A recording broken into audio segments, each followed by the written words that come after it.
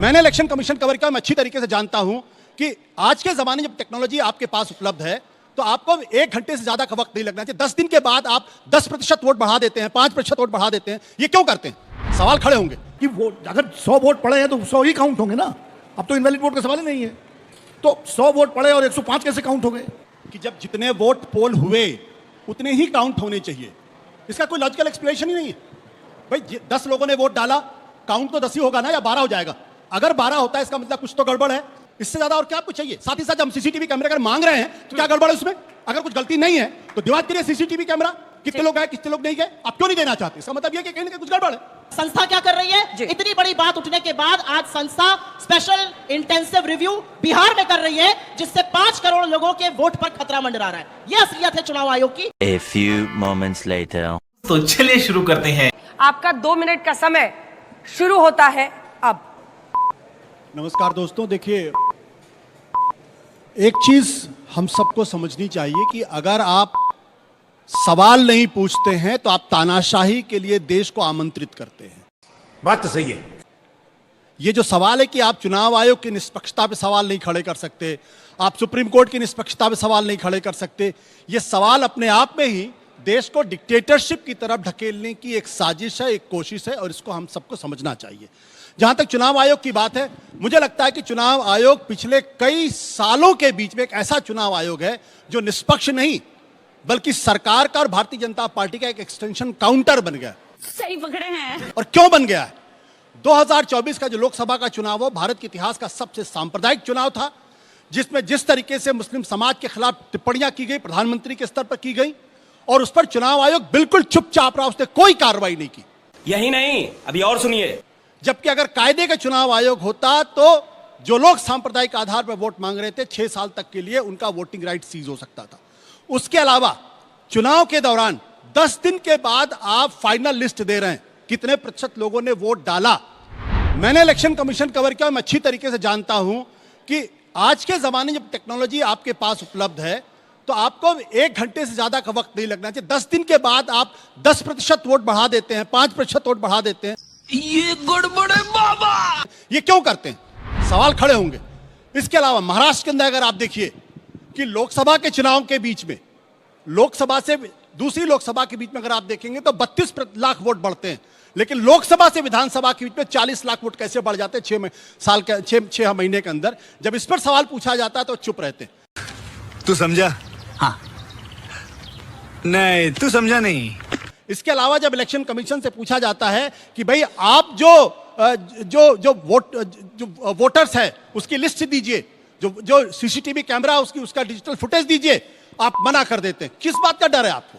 और अगर विपक्ष आपसे सवाल नहीं पूछेगा, अगर सवाल खड़ा करता है तो आपको उसका जवाब देना चाहिए। आप नहीं जवाब देते, इसकी निष्पक्षता पर सवाल खड़े होंगे। बात तो सही है। और समय समाप्त हुआ। तालियां। आप दोनों से अगर जजेस कोई सवाल पूछना चाहते हैं छोटा छोटा, जिसके बाद में रिबटल राउंड के लिए अगले साहब से मेरा सवाल है, क्योंकि चुनाव आयोग से जुड़े रहे हैं आप। 2024 के चुनाव के बाद एडीआर की एक रिपोर्ट आई और वो चुनाव आयोग की वेबसाइट के आधार पर थी, जिसमें कहा गया कि 535 लोकसभा क्षेत्रों में vote poll and vote count में फर्क था।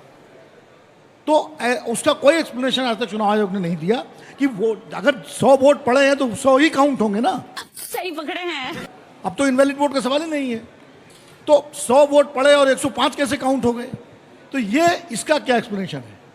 आपको ये पता होगा और देश और जनता जानती है, जो इलेक्शन लड़ रहे होते हैं वो कैंडिडेट भी अच्छी तरह जानते हैं इस बात को, कि उनके जो पोलिंग एजेंट होते हैं वो हर पार्टी का पोलिंग एजेंट वहाँ पर मौजूद होता है, हर पोलिंग स्टेशन पे।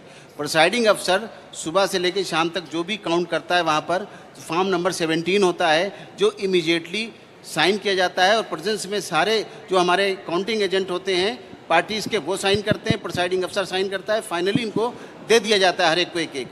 अरे कहना क्या चाहते हो? उसमें कोई हेरा फेरी की गुंजाइश ही नहीं रह जाती। मैं इस बात को बिल्कुल क्लियर करता हूँ। एडीआर की रिपोर्ट है जी, उसका तो कोई काउंटर किया ही नहीं चुनाव आयोग ने। नहीं तो क्या जवाब देगा जब हम ऑलरेडी तो आपकी वेबसाइट पे है वो आंकड़े। इसके लिए बड़े बड़े चुनाव आयोग की वेबसाइट पे है, vote poll and vote count जवाब देने गई, ये सुप्रीम कोर्ट तक बात गई। लेकिन जब हम फॉर्म नंबर 17 दे रहे हैं कि इतने वोटर थे, इन वोटरों ने इतने ने डाला, मेल ने डाला, एक फीमेल ने डाला, इतने वोट हुए और इतने ब्लैंक रह गए, नहीं डाला वोट। जब सब कुछ दिया जा रहा है तो फिर फायदा क्या है कि अलग से ये गड़बड़ है बाबा। डाटा हमारा जाता है इलेक्शन कमीशन में, वो टाइमली बाद में रिलीज होता है। एक रिबटल आप दे लीजिए, फिर बाकी दोनों जो टीम लीडर्स हैं वो। देखिए, मुझे तो ये उम्मीद थी कि शायद ये जवाब आएगा कि जब जितने वोट पोल हुए उतने ही काउंट होने चाहिए। इसका कोई लॉजिकल एक्सप्लेनेशन ही नहीं है। शाबाश भाई, 10 लोगों ने वोट डाला, काउंट तो 10 ही होगा ना, या 12 हो जाएगा? अगर 12 होता है इसका मतलब कुछ तो गड़बड़ है। अरे हम तो फकीर आदमी हैं, झोला लेके चल पड़ेंगे जी। इसका जवाब अगर हमारे साथी देते तो बहुत अच्छा रहता। क्यों ऐसा हो रहा? दूसरी बात, पहले फेज के पोलिंग के बाद 10 दिन के बाद उन्होंने कहा कि ये प्रोविजनल लिस्ट है, अब ये फाइनल लिस्ट आई, उसमें 6% की वृद्धि हो गई। उसका कोई लॉजिकल एक्सप्लेनेशन नहीं हुआ। जब टीएन सेशन मुख्य चुनाव आयुक्त मैंने कवर किया था, और मुझे अच्छी तरीके से मालूम है, जबकि बैलेट पेपर होता था, शाम को 5 बजे press conference deputy election commissioner करते थे, वो एक प्रोविजनल फिगर बताते 55% हुआ, और फिर वो कहते थे कल सुबह 10 बजे तक हम आपको फाइनल फिगर दे देंगे, और वो फाइनल फिगर देखते थे, उसमें 1 या 2% की वृद्धि होती, तो कभी कभी नहीं भी होती थी। यही नहीं, अभी और सुनिए। ठीक। तो जब टेक्नोलॉजी इतनी एडवांस नहीं थी, तब तो 1% की वृद्धि, 6% 10 दिन के बाद। दूसरी बात भी महत्वपूर्ण बात, सवाल यह कि जब महाराष्ट्र के अंदर 32 लाख वोट आपके 5 साल में बढ़ते हैं, तो 6 महीने के अंदर 40 लाख कैसे बढ़ गए? तू समझा? हाँ। नहीं, तू समझा नहीं। अब इसका कोई जवाब नहीं दिया गया। इस बात क्यों नहीं दिया गया भाई? सच्चाई इसी बात को लेकर यह है कि इलेक्शन कमीशन आज की तारीख में सिर्फ और सिर्फ सरकार का पिट्ठू हो गया है। 9 राजनीतिक पार्टियां इलेक्शन कमीशन से पूछती है कि मुझे अपना पक्ष रखना है, आपसे बात करनी है, और इलेक्शन कमीशन के पास उसका पक्ष रखने के लिए, इन्विटेशन देने के लिए वक्त नहीं होता। इससे ज्यादा और क्या आपको चाहिए? साथ ही साथ हम सीसीटीवी कैमरे अगर मांग रहे हैं तो क्या गड़बड़ है उसमें? कुछ ना कुछ तो गड़बड़ जरूर है। अगर कुछ गलती नहीं है तो दिवात करिए सीसीटीवी कैमरा, कितने लोग आए, कितने लोग नहीं गए। आप क्यों नहीं देना चाहते? इसका मतलब यह कि कहीं ना कहीं कुछ गड़बड़ है। ठीक है, अब आप दोनों अपनी अपनी जगह पर बैठ सकते हैं और अगले जो टीम लीडर्स हैं वो आ जाए। सुप्रिया जी आप आ जाइए। शहजाद पूनावाला जी, आपका 60 सेकंड का रिबटल राउंड, शहजाद पूनावाला आपका शुरू होता है अब। तो चलिए शुरू करते हैं। जो साइड निष्पक्षता पर सवाल खड़े कर रहा है उसके निष्पक्षता के पैमाने देखो। एक वो है जो पत्रकार रहे हैं, फिर प्रवक्ता बने, फिर से पत्रकार बन गए, और एक वो है जो पत्रकार रही हैं और अगले दिन प्रवक्ता बन गई। ये क्या बात करते हैं? निष्पक्षता पर सवाल खड़े कर रहे हैं इलेक्शन कमीशन के। अब उन्होंने कहा कि 32 लाख वोट बढ़े थे 5 साल में, एक गलत तथ्य है। अब निष्पक्ष है तो जानकारी सही दीजिए। 1 करोड़ 20 लाख वोट बढ़े थे 5 साल में, और 45 लाख जो वोट बढ़े थे विधानसभा और लोकसभा के बीच में। ये नहीं बताते हैं कि 2009 हो 2004 हो, 4.5% जो वोट बढ़ा है वो उस समय पर भी बढ़ा था, पर तब तो सुहाना संगीत था और आज सब कुछ खराब है। ये वे नहीं बताते हैं कि तेलंगाना में प्रोविजनल फिगर ऑफ वोटिंग थी 58%, ये चुप है। और वो 63% और बढ़ते बढ़ते बन गई थी वो 71%, और वहां पर तेलंगाना में इनकी जीत हुई तो कोई सवाल खड़े नहीं करते हैं। ये इनकी निष्पक्षता का हाल है। और आखिरी में मैं कहता हूं, बाकी सब तो छोड़ दो। आशुतोष जी ने स्टार्टिंग में बोला था कि जो लोकतंत्र के साथ होते हैं वो सवाल बंद नहीं करते। आशुतोष जी का 7 जनवरी 2024 का ट्वीट है कि ईवीएम और इलेक्शन कमीशन पर ये जो सवाल उठा रहे हैं ये धंधा बंद होना चाहिए। आज खुद आशुतोष जी अपने आप को कॉन्ट्रडिक्ट कर रहे हैं। मैं नहीं मानता। सुप्रिया जी आपका 60 सेकंड का समय शुरू होता है अब। इस फिक्स्ड मैच पर सवाल उठाना इसलिए जरूरी है क्योंकि इसी की बेसिस पर हमारा लोकतंत्र टिका हुआ है। कमलेश जी ने सवाल पूछा, इधर उधर से इंफॉर्मेशन आ रही है। मैं 4 तथ्य आप लोगों के लिए और जजेस के लिए रख देती हूं। 2019 के विधानसभा चुनाव महाराष्ट्र और 2024 के लोकसभा चुनाव में महाराष्ट्र में 31 लाख वोट बढ़े। लोकसभा चुनाव 2024 से विधानसभा चुनाव 2024 के 5 महीने में 41 लाख वोट बढ़े। यही नहीं, महाराष्ट्र के टोटल वोट महाराष्ट्र की अडल्ट पॉपुलेशन से ज्यादा है। ये मेरे नहीं, ये ministry of health and family welfare department का आंकड़ा है। एक सच ये है कि महाराष्ट्र में 58% वोटिंग पहले बताई गई, वो बढ़ के 66% हुई। अगर 5 बजे के बाद लाइन में खड़े होकर लोग वोट दे रहे हैं और उनका वोट बढ़ रहा है तो 10 घंटे अतिरिक्त 12,000 बूथों पर वोटिंग होनी चाहिए थी। बात तो सही है, जो कि नहीं दिखी। 10 घंटे अतिरिक्त चलती, वो नहीं दिखी। असलियत यह है कि 8 करोड़ 98 लाख वोटर थे।